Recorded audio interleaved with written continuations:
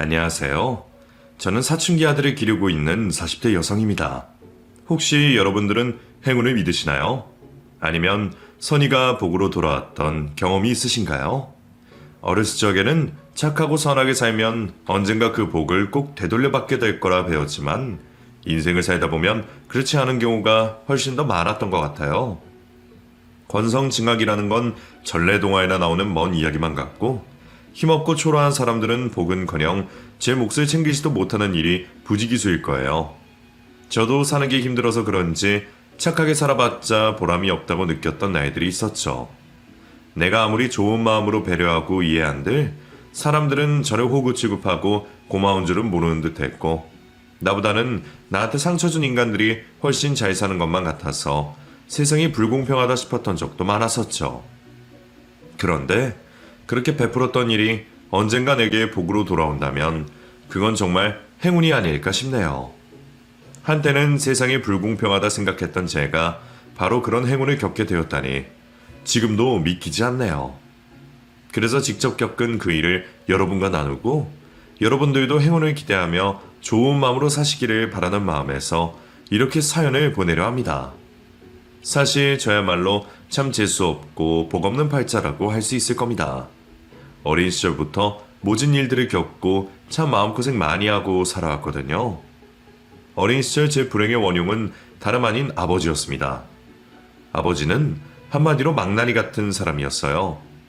남자들은 다들 그러는 건지 저희 아버지도 결혼 전에는 별도 달도 따다 주겠다며 엄마를 꼬셨겠죠. 20대 초반 순박한 시골 처녀였던 저희 엄마 역시 멀끔해 보이는 아버지를 만나 결혼을 결심하셨고 저를 낳아 기르셨습니다. 하지만 결혼 전에는 무슨 말인들 못할까요? 결혼을 하고 어린 자식을 두고서야 아버지는 본색을 드러냈습니다. 매일 술과 도박에 빠져 임신한 와이프를 나몰라라 하는 것은 일상이었고 직장에서 문제를 일으키는 바람에 실직을 하는 일도 부지기수였다네요. 많이 배우지 못해 몸쓰는 일 하던 아버지는 성실함마저 탁월하지 못했고 가장 노릇 못하는 아버지 때문에 엄마는 고생을 많이 하셔야 했습니다.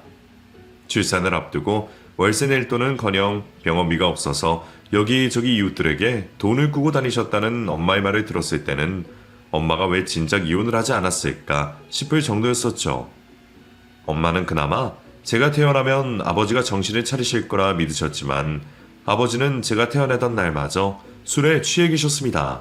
엄마는 그래도 핏줄은 당기고 부성애라는 게 있을 거라며 믿고 싶으셨겠지만 아버지는 그런 기대를 저버리는 사람이었죠. 제가 떠올리는 기억 속에서도 저는 아버지에게 단 한 번도 사랑을 느껴본 적이 없었고 그래서 저는 지금껏 아버지의 의미를 잘 알지 못합니다. 그나마 제가 의지하고 사랑했던 것은 저희 엄마였어요.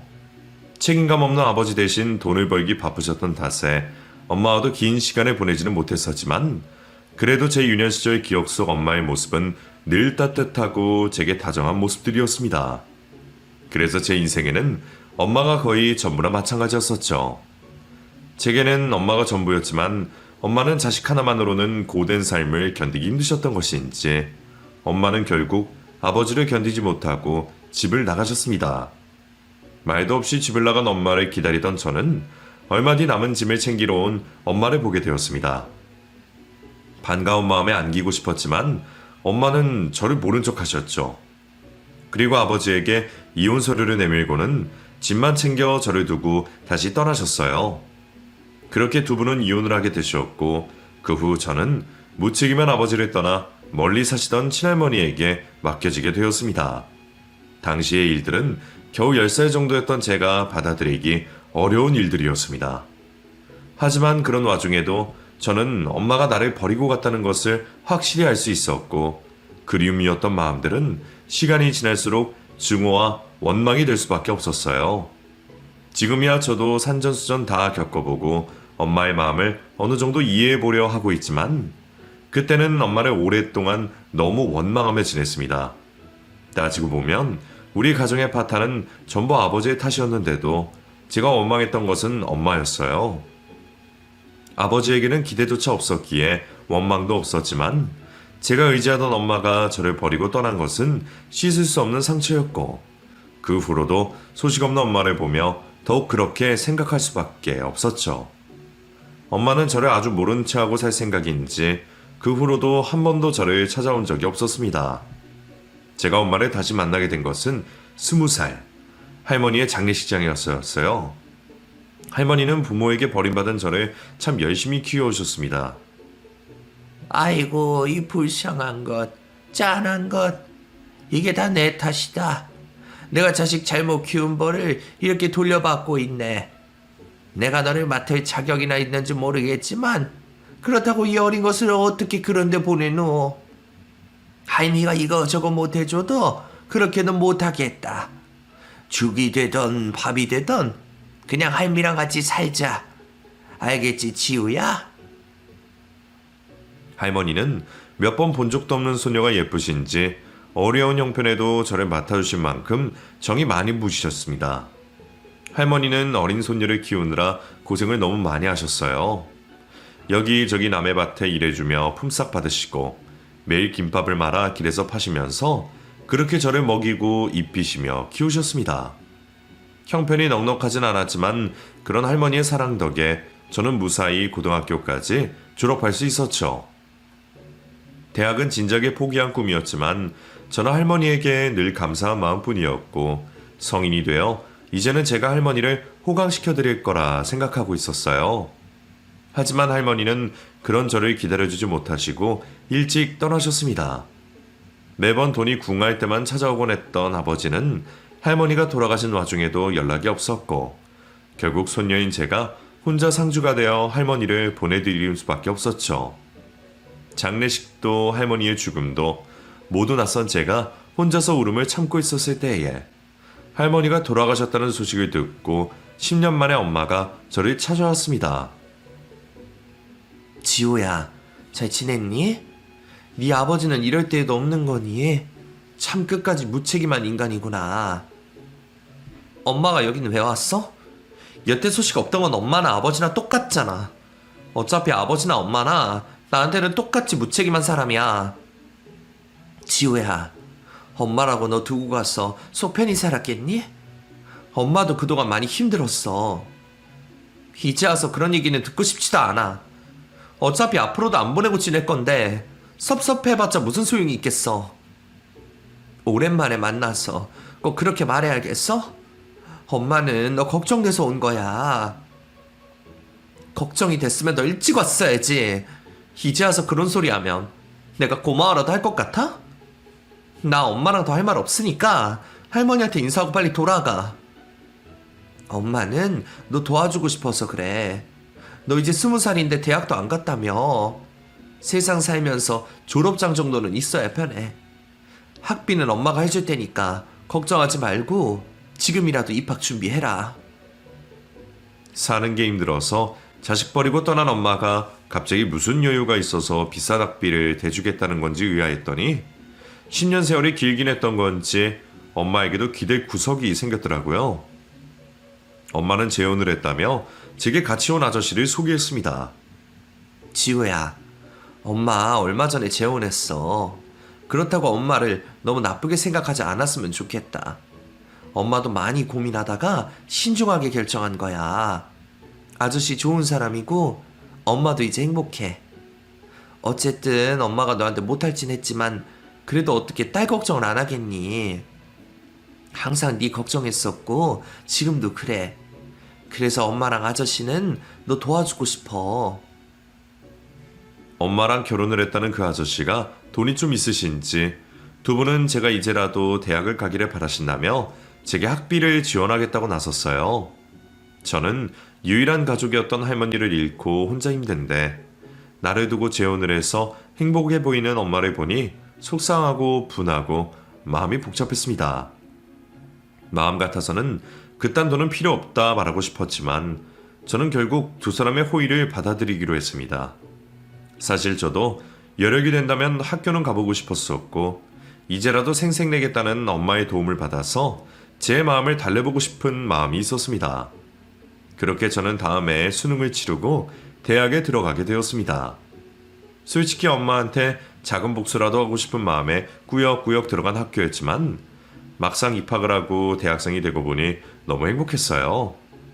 공부도 꽤 잘했지만 형편 탓에 일찍 포기를 해야만 했던 제가 꿈만 꾸던 대학생이 되었다는 것도 기뻤고, 그곳에서는 저도 남다를 것 없다는 생각에 행복했습니다. 그리고 그런 행복감에 도취되어 있던 저는 제가 정말 남들과 다른 것 없는 평범한 사람인 듯 착각이라도 한 것처럼 남들과 별다를 것 없는 것들을 꿈꾸고 기대하고 말았죠. 늘 싸우던 부모님과 무책임한 부모에게 버려졌던 저는 제 가정 환경 때문에 늘 행복한 가정을 바라곤 했었습니다. 하지만 분수를 잘 알았던 저는 제 사정 때문에 그런 바람이 쉽게 이뤄지지 않을 거라 생각하고 있었죠.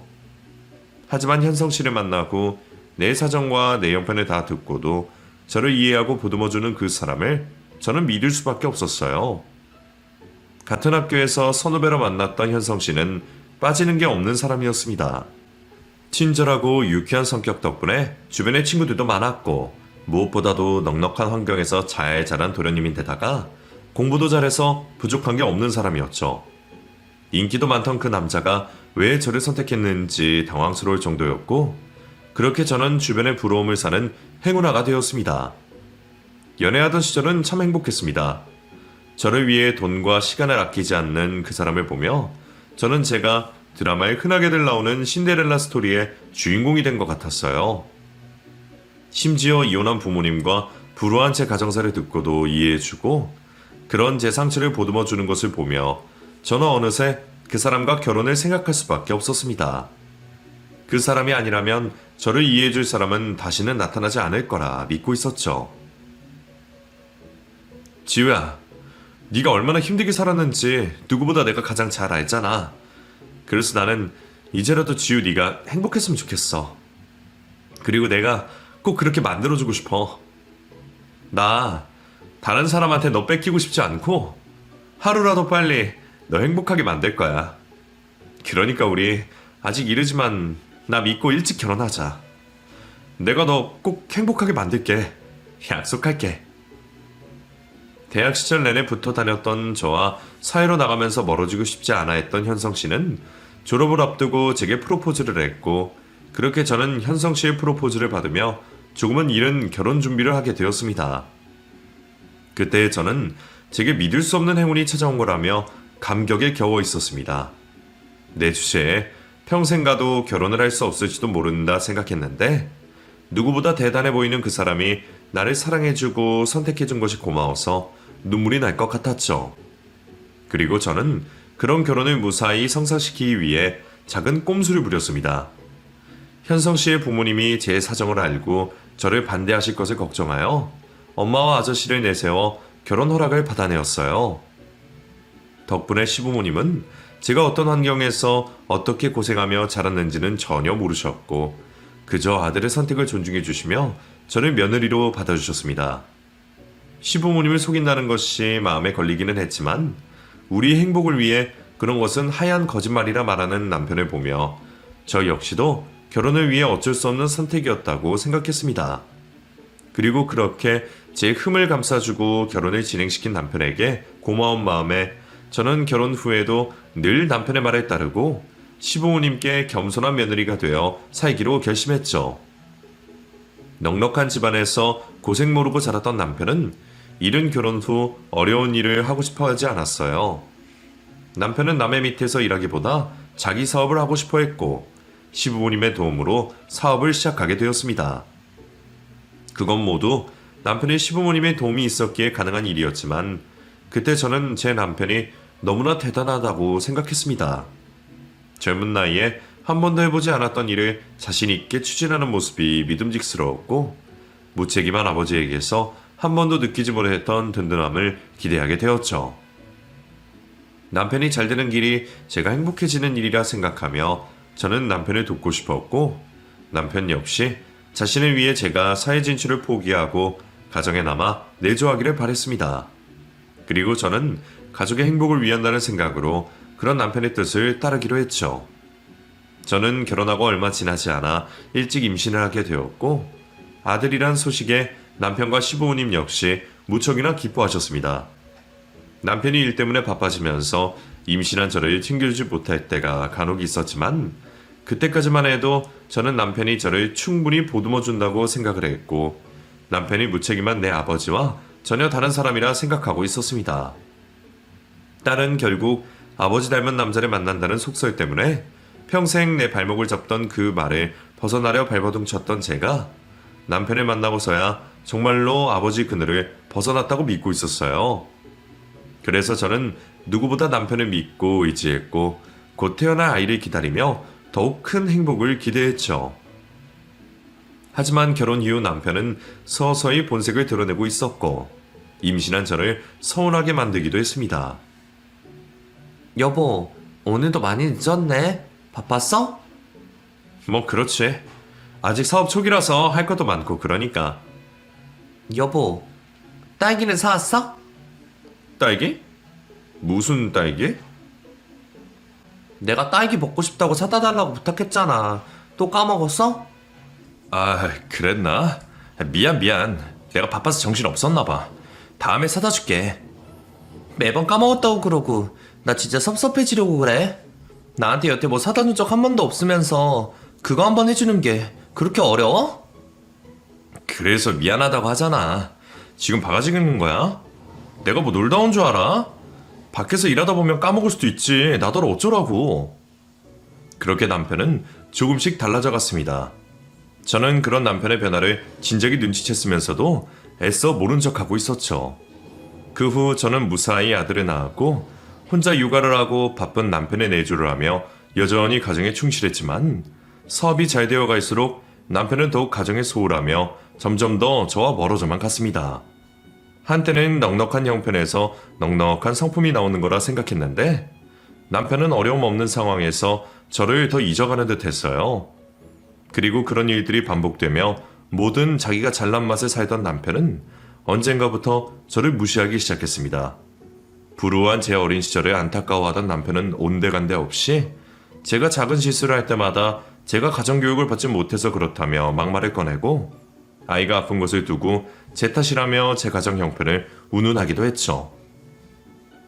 집에서 하루 종일 애만 보는 여자가 대체 뭘 한다고 애를 다치게 해? 네가 이러고도 엄마 자격이 있어? 이거 봐. 이런 거 보면 다 티가 나는 거야. 네가 부모한테 홀대받고 컸다고 자식까지 소홀할 거야? 나한테 일찍 들어와라. 애 좀 안아줘라 말할 시간에 너나 잘해. 알았어? 완전히 변해버린 남편을 보며 저는 놀라고 당황스러울 수밖에 없었습니다. 누구보다 다정했던 그 사람은 대체 어디 간 건지 이기적이고 냉소적으로 행동하는 남편을 보며 저는 결혼하고서야 드러난 남편의 본색에 완전히 속았다는 생각밖에 들지 않았어요. 하지만 제 의지로 한 결혼을 그제 가서 물을 수도 없는 일이었고 어린 아들을 두고 이혼을 하거나 도망갈 생각은 하지도 못했습니다. 그렇게 저는 어쩔 수 없이 남편의 비위를 맞추며 결혼 생활을 유지할 수밖에 없었고 그런 와중에 남편은 의처증이 생겨 저를 감시하기 시작했습니다. 애는 시댁에 맡겨놓고 어딜 가? 당신 요즘 왜 그렇게 외출이 잦아? 전에 말했잖아. 오늘 친구 결혼식이 있다고. 남의 결혼식 가는데 그렇게 꾸미고 가? 결혼해서 아줌마가 됐으면 대충 하고 다닐 것이지. 가서 누구한테 잘 보이려고 화장까지 했어? 그럼 결혼식 가는데 화장도 안 하고 가? 갑자기 왜 그런 소리를 해? 평소에 남편한테나 잘 보일 것이지.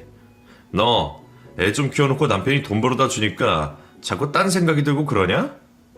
친구들 슬슬 시집가고 하는 거 보니까 너도 또 시집가고 싶어? 왜? 너도 니네 엄마처럼 다른 남자 만나서 도망가려고? 외출 한 번 할 때마다 저를 감시하고 닥달하던 남편은 친정엄마가 바람나서 도망을 간 거라며 제게 절대 해서는 안 되는 말까지 하고 말았고 저는 그런 남편에게 아무 말도 하지 못한 채 남편의 무시에 의처증까지 시달려야 했습니다. 자식을 보고 겨우 견디려 했지만 끝까지 저를 괴롭히는 남편 때문에 저는 더 이상 버티기 힘들 정도가 되었고 결국 병원에서 우울증 약을 타먹으며 나라까지 떨어져야 했어요. 이미 제가 꿈꾸던 행복은 사라진 지 오래였고 이러다가는 정말 죽을 것 같은 생각이 들었습니다. 어떻게든 살고 싶었던 저는 그제서야 남편에게 어렵게 이혼을 요구하게 되었죠. 나 이제 당신이랑 더는 못 살겠어. 이렇게 사느니 차라리 지옥이 나은 것 같아. 그러니까 우리 이혼해. 이혼? 이게 콩가루 주변에서 찾아서 그런지 아주 이혼 얘기 쉽게 하네. 왜? 결혼할 때는 어떻게든 결혼하고 싶어서 우리 부모님한테 거짓말까지 하고 안달을 내더니 이제 와서 이혼이 하고 싶어? 이게 다 당신 때문이잖아. 나를 그렇게 괴롭혔으면서 내가 이혼 얘기할 줄 몰랐어? 네가 뭐가 그렇게 힘든데? 내가 돈 벌어다 주고 거지 같은 네 집구석 덮어줬으면 평생 고마워할 줄 알고 살아야지. 뭐가 불만인데? 그래서 여태 입 다물고 살았잖아. 당신이 하라는 대로 다 하고 견뎠잖아. 근데 나도 이제는 한계야. 당신 더는 못 버티겠어. 그래? 결국 너도 니네 엄마처럼 남편 버리고 도망가겠다 이거지. 언제는 자식을 위해서라도 부모들이 끝까지 책임을 져야 한다 그러더니 네가 니네 엄마를 원망할 자격이나 있냐? 그래, 그렇게 이혼하고 싶으면 이혼해. 대신 이혼하려면 빈손으로 나가. 규환이도 내가 키울 거고 재산 분할은 일절 없을 거야. 그게 싫으면 계속 참고 살던가. 남편은 치사하게도 그런 조건을 내세웠습니다. 돈은 그렇다 쳐도 아이를 데려가지 말라는 건 저도 참을 수가 없었죠. 말도 안 되는 그 말에 저도 변호사를 구하겠다고 나섰지만 저는 결국 그럴 수가 없었어요. 뭐? 이혼 소송? 지금 소송해야 하는 게 누구인데 감히 네가 이혼 소송을 하겠다고 그래? 너 결혼할 때 네 집구석 개판인 거 우리한테 숨기고 결혼했다며? 그럼 너 사기 결혼이야. 우리 아들이 불쌍한 것 걷어다가 결혼해줬으면 고마워하고 쥐 죽은 듯이 살 것이지. 어디 우리한테 사기를 치고서 이혼 얘기를 꺼낼 생각을 하니? 이혼 소송하기 전에 나한테 소송당할 생각해라. 그리고 너도 규환이 생각하면 애 데려간다는 소리 나지 말아야지. 애가 너 따라가면 가서 학교나 제대로 다니겠니? 지금 한창 공부에 집중해야 할 시기인데 쥐뿔도 없는 네가 규환이 제대로 키울 수나 있겠느냐고. 억울했지만 그 말도 맞았습니다. 아무 능력 없는 제가 부족함 없이 커온 아이를 데려가서 당장 뭘 해줄 수 있을지 그 생각을 하니 저도 앞이 깜깜하더라고요. 저는 그제서야 저를 두고 떠난 엄마가 조금이나마 이해가 될 것 같았습니다. 자식도 두고 빈손으로 이혼을 하는 것이 두려워 다시 한번 고려해보려 했지만 더 버티다가는 정말로 죽을지도 모르겠다는 생각에 저는 결국 이혼을 택할 수밖에 없었죠. 그렇게 저는 제가 자립을 해 자리를 잡을 때까지만 아들을 맡겨두자 생각하며 그렇게 빈손으로 남편과 이혼을 하게 되었습니다. 결혼하고 10년 넘게 가정주부로 살아온 탓에 당장 나가서 일자리를 구하기도 어려웠던 저는 젊은 사람들에게 치여 아르바이트도 구하지 못하는 신세였습니다. 결국 이 꼴이 될 것을 내가 무엇을 기대하고 결혼을 했던 건지 늦은 후회가 밀려왔습니다. 하지만 결국 모두 제 실수였고 제 선택이었으니 누굴 탓할 수도 없었어요. 그때 저는 후회를 하기보다 하루빨리 아들을 되찾아오는 것이 중요했습니다. 그래서 이혼의 상처를 추스릴 태도 없이 어떻게든 자립을 하려 발버둥 칠 수밖에 없었죠.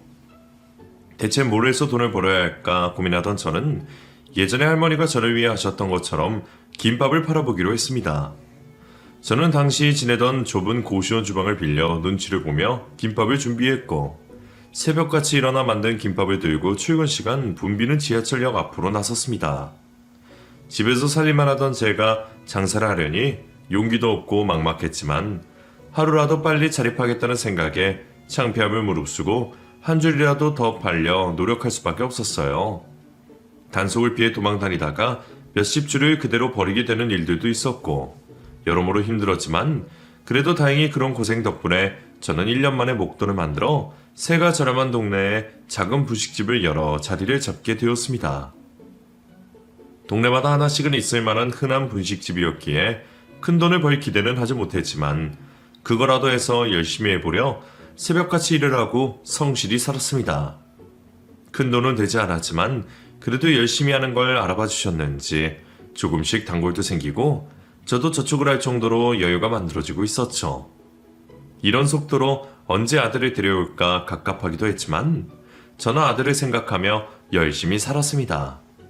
그렇게 이제 곧 중학생이 될 아들을 생각하며 묵묵히 살아가던 저는 언젠가부터 동네에서 어린아이가 혼자 돌아다니는 것을 보게 되었습니다. 우리 아들보다 어린 건지 초등학생 정도 되어 보이는 그 아이는 쌀쌀해지는 날씨 속에 슬리퍼에 얇은 옷차림이었어요. 저도 자식 있는 엄마라 그런지 왠지 허름한 차림에 혼자 다니는 그 아이에게 눈길이 갈 수밖에 없었습니다.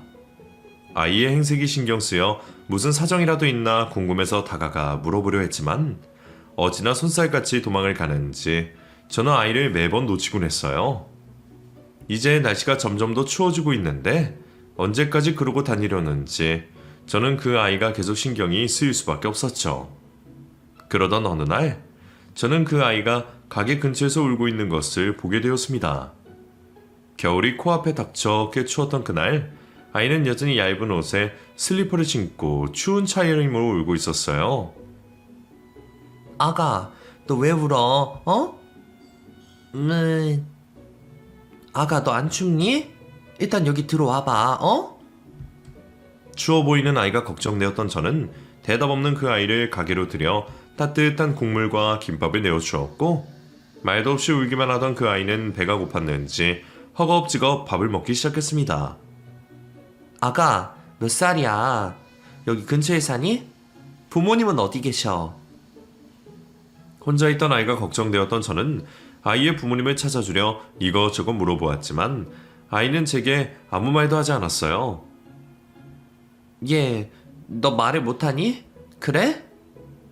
마르고 왜소해 보이기는 하지만 말을 못할 정도로 어린 것 같지는 않는데 울기만 하고 아무 말도 않는 아이를 보니 혹시나 말을 하지 못하는 건 아닌가 싶어 더 걱정이었습니다. 급하게 먹는 걸 보니 밥도 제대로 먹고 다니는 것 같지 않고 차림새를 보더라도 아이가 보호받고 있다는 느낌은 들지 않았어요. 말도 안 하는 아이와 괜히 잘못 엮어 동네 장사에 지장이 생길까 걱정이 되기도 했지만 그 아이를 보니 제가 이혼하며 마지막으로 보았던 아들의 모습이 떠올라 그 아이를 차마 모른 척할 수 없었습니다. 혹시나 집을 잃은 아이인가 싶었던 저는 밥을 먹인 아이를 데리고 경찰서를 찾을 수밖에 없었죠. 그때까지도 아이는 아무 말 없이 저를 조용히 따르기만 했습니다. 이전에는 말도 못 붙이게 도망을 치더니 그래도 밥을 챙겨줬다고 그런지 제 손을 얌전히 잡고 있더라고요. 그 아이를 집으로 꼭 돌려보내야겠다는 생각에 경찰서까지 데려갔지만 아이는 거기서도 끝까지 이름을 말하지 않았습니다. 얘, 너 이름이 뭐야? 어? 경찰들이 여러 번 물었지만 아이는 끝까지 대답할 생각이 없어 보였어요. 주변에 실종 신고도 들어온 것이 없다고 하고 아이가 인적 사항을 말하지 않다 보니 아이의 집을 찾기가 막막했습니다. 아줌마 나쁜 사람 아니야. 아줌마도 너 같은 아들이 있어. 너는 이름이 뭐야? 집이 어디야? 집에 부모님 계시니? 거기 우리 집 아니에요. 옛날에 엄마 아빠랑 헤어졌어요. 이름도 집도 말하지 않던 아이가 제게 은연중에 뱉은 한마디에 저는 좀 이상한 생각이 들었습니다. 아직 어린애가 혼자 살 리도 없는데 행색이 허름한 것이 수상했고 아이가 혼자 돌아다니는데도 부모가 실종 신고를 하지 않은 것도 이상했죠. 저는 혹시나 싶은 생각에 경찰에게 실종 아동 중에 그 아이와 비슷한 아이가 있는지 찾아봐 달라 부탁을 했습니다. 혹시 실종 아동 중에 비슷한 아이가 없을까요?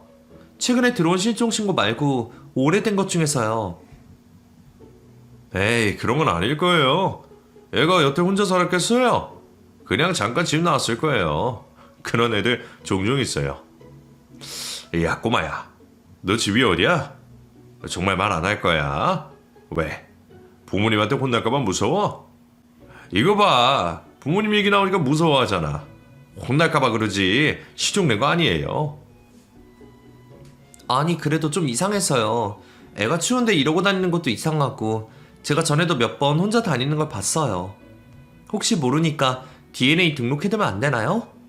실종 아동들 DNA 등록해서 찾을 수 있잖아요. 요새 맞벌이 하느라 집에 애가 없는지도 모르는 부모도 있어요. 아마 퇴근 시간 지나면 신고 들어올 거예요. 그래도 혹시 모르니까 해주세요. 그게 어려운 것도 아니잖아요. 혹시 나중에 또 잃어버리면 찾기도 쉬울 거고. 안 그래요? 아이 참, 사람 귀찮게 하시네. 저는 혹시나 싶은 마음에 아이의 DNA를 등록해달라 말했지만 경찰은 귀찮아하기만 했습니다. 저도 평소라면 경찰 앞에서 큰 소리 내지 않았겠지만 그때는 아니란 경찰들의 태도를 그냥 두고 볼 수가 없었죠. 그렇게 제가 끝까지 우겨서 결국 아이의 DNA를 등록했고 그러는 동안에도 들려오는 실종 신고는 아무것도 없었습니다. 그 아이 때문에 장사하던 가게 문을 닫고 급히 나와 마음이 급했지만 저는 그 아이를 혼자 두고 차마 돌아갈 수가 없었어요. 언제가 되던 아이의 부모를 꼭 봐야겠다 싶었죠. 퇴근 시간쯤 되면 아이를 찾을 거라던 경찰들 말과 달리 그 아이의 보호자는 자정이 다 되어서야 아이를 찾아왔습니다. 그런데 그 부모의 반응이 참 이상했어요. 아이 아버지로 보이는 사람은 안으로 들어오지도 않고 차 앞에서 담배를 태우고 있었고 엄마로 보이는 여자는 아이를 걱정하며 안아주기는커녕 귀찮게 먼 길을 오게 했다며 아이를 다그치고 혼내기만 하는 겁니다. 한준성, 너 또 집 나갔어? 여태 어디서 뭘 하다 다닌 거야? 아이가 멀리까지 나왔네요. 여기 이분이 아이를 찾아서 데려와 주셨어요. 게다가 경찰이 아이 엄마에게 저를 소개했더니 그 아이 엄마는 제게 고마워하기는커녕 화를 냈습니다. 근데 애를 찾아준 거면 찾아준 거지. 뭐 한다고 여태 기다렸어요? 뭐 고맙다고 사례라도 받고 싶어서 그래요? 아니요. 저는 애가 혼자 있을까봐 걱정돼서요. 부모님을 뵙고 싶기도 했고요. 나를 왜요? 제가 분식집을 해요. 애가 한참 떨어진 저희 동네까지 여러 번 왔다 갔다 한 거 아세요? 가게 앞에서 종종 보이길래 신경 쓰였는데 아이가 날씨에 맞지 않게 춥게 다니는 것도 이상하고 잘 데리고 계시는 건지 걱정이 돼서요. 뭐요? 그래서 뭐 내가 지금 내 자식 방치하기라도 한다 그런 거예요? 아니 이 여자가 남의 일까지 간섭을 하려고 그러네. 당신 일이나 잘하지 왜 남의 가정에 참견이야? 항상 같은 옷을 빨지도 않고 입는 것 같고 추운데 겉옷도 없고요. 그리고 애가 배가 고팠는지 허겁지겁 먹던데 밥은 제대로 먹이는 거 맞아요? 12살이라던데 나이에 비해 너무 작잖아요. 이렇게 방치하는 것도 아동학대 아닌가요? 어머, 지금 이 여자가 생사람을 잡고 있네? 내가 바빠서 애를 좀 못 챙긴 거지. 그렇다고 내가 애를 때리기를 했어? 쫓아내기를 했어? 어디 엄한 사람을 아동학대범으로 만들고 있어. 당신 가게 한다고? 내가 그 가게 쫓아가서 장사 못하게 어디 뒤집어 줄까? 아이고 두 분 다 진정하시고요. 아이 찾았으니 잊지 마시죠. 어머니 아이 잘 챙겨주시고요. 사장님도 이제 그만 들어가 보세요. 저는 아무래도 아동학대가 의심되었지만 경찰은 저를 말릴 뿐 그 여자를 조사할 생각이 없어 보였습니다. 몇 번이나 아이가 방황하는 모습을 봤다고 말을 했지만 정황이 없으면 수사가 어렵다며 부모를 찾았으니 되었다며 대수롭지 않아 하는 경찰을 보며 저도 별다른 도리가 없었습니다. 그렇게 한동안 아이가 보이지 않아 다행이라 생각했던 것도 잠시. 아이는 일주일 정도 지난 어느 날 또다시 제 가게 근처에 나타나고 말았습니다. 배가 고파서 온 건지 아이가 제 가게 근처를 얼쩡거렸지만 그날따라 한창 바빠 제가 아이를 먼저 알아차리지 못했어요. 제가 알아차렸을 때에는 다른 손님들이 아이를 먼저 발견한 뒤였습니다. 전업! 저 김밥 훔쳐간다. 사장님! 저기 애가 김밥 집어가네요. 예? 김밥이요? 한창 서빙을 하고 상을 치우던 저는 매대 앞에 놓여있던 김밥을 집어 도망가는 준성이를 보게 되었고 아이가 걱정되는 마음에 쫓아가 그 아이를 잡았습니다. 모르는 아이도 아니었으니 크게 혼을 내려는 생각은 전혀 없었는데 제게 붙잡힌 아이는 갑자기 사색이 되어 소리를 지르고 있었어요. 잘못했어요. 제발 목숨만 살려주세요.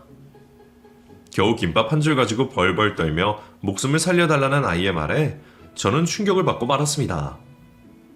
준성아, 아줌마가 너 혼내려고 그러는 거 아니야. 잘못했어요.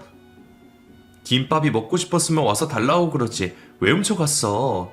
그래, 남의 물건을 훔쳐가는 건 잘못한 거지? 도둑질은 절대 안 돼. 잘못했어요. 살려주세요. 여전히 바들바들 떨며 잘못했다는 말만 반복하는 아이를 보니 저는 짠한 마음에 아이를 더 타이를 수가 없었어요. 마음 같아서는 직접 도와주고도 싶었지만 애가 부모도 없는 것도 아니고 제가 할 수 있는 일도 더 없다 싶어 그냥 가지고 있던 돈이라도 좀 쥐어줘서 보내려고 했죠. 준성아, 날 추운데 집에 걸어가지 말고 돈 내고 버스 타고 가. 남는 거는 용돈 하고. 그리고 다음부터는 배고프면 그냥 들어와서 먹어. 알았지?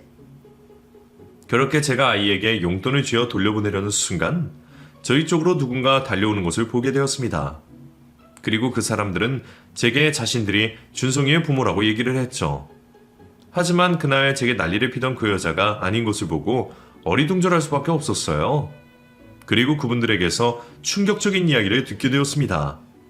알고 보니 그분들이 준성이의 친부모님들이었습니다. 애초에 아이의 이름은 준성이가 아니라 한결이었어요.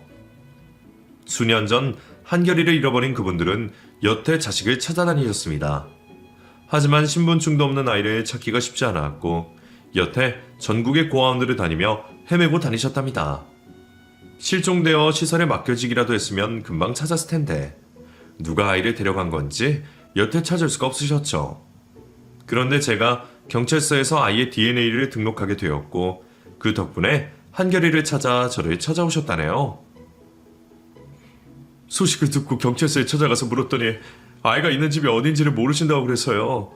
그래서 혹시나 싶어 여기를 찾아왔는데 저희 아이가 정말 여기 있었네요. 정말 준성이 부모님들이세요? 준성아, 너 이분들 기억나니? 저는 혹시나 싶은 생각에 아이에게 확인해 받으려 했습니다. 그런데 아이는 자기를 한결이라 부르는 그분들을 보자마자 제 손을 뿌리치고 달려가 안기더군요. 그걸 보니 그분들이 친부모님이라는 것을 더는 의심할 수 없었습니다. 아이는 친부모님의 품에 안겼고 오랫동안 아이를 찾아다녔던 두 분도 아이를 끌어안고 한참을 오해를 하셨습니다. 한참 동안 재회의 기쁨을 나누던 한결이의 부모님은 제게 또 한 번 감사의 인사를 전했어요. 정말로 감사드려요. 사장님 아니었으면 저희 한결이 못 찾았을 거예요. 저희가 이 은혜를 어떻게 갚으면 좋을지. 은혜라뇨. 제가 뭐 바라고 그런 것도 아닌데요. 저는 혹시나 싶어서 그랬던 건데 이런 일이 있는 줄은 몰랐어요. 그럼 한결이를 데리고 있던 그 사람들은 대체 누구죠? 그건 이제 차차 알아봐야죠. 그래도 저희는 한결이가 무사히 있는 것만으로 감사해요. 이게 다 사장님 덕분입니다. 저희 이 은혜 평생 못 잊어요. 그러니까 저희가 어떻게라도 보답할 수 있도록 도와주세요. 알고 보니 넉넉한 집안이었던 한결이네 부모님은 제게 어떻게든 사례를 알고 싶어 하셨어요. 솔직히 제 코가 석자라 뭐라도 받아고 싶은 형편이었지만 저도 아이가 있는 입장이었기에 그런 일로 보상을 받고 싶지 않아 계속 거절했습니다. 하지만 그분들도 참 끈질기셨고 계속 거절한 제게 좋은 제안을 해주셨어요. 그럼 저희가 사장님께 투자하는 걸로 하면 어떨까요? 마침 요식업을 하고 계시기도 하고 저희도 식품업을 하고 있어서 도움이 될 것 같아요. 그러니까 그렇게라도 도울 수 있게 허락해 주세요. 어떻게 하필이면 두 분이 식품업을 하고 계시는지 덕분에 저는 한결이 부모님의 도움으로 가게 컨설팅을 받고 밀키트 사업을 하게 되었어요.